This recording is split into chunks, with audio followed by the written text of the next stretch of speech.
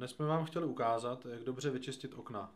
Oslovili jsme proto odbornici v oboru Michaelu Trnkovou z úkladové firmy Andulka. Dobrý den.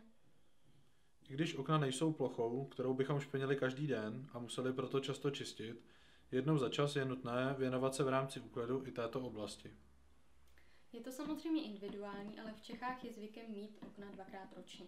Před Velikonoci a před Vánoci. My vám nyní ukážeme, jak okna rychle a efektivně zbavit nečistot.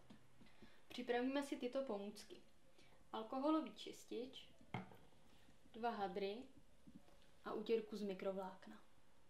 Nejprve se zaměříme na okenní rámy. Alkoholový čistič nastříkáme na hadr a poté rámy důkladně otřeme. Nyní přejdeme k mytí vlastního okna. Čistič nastříkáme přímo na okno. Čistící prostředek po okně krouživými pohyby rozetřeme. Pokud narazíme na nějakou silnější nečistotu, více přitlačíme.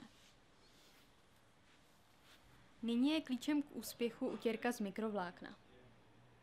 Tou nyní okno vyleštíme.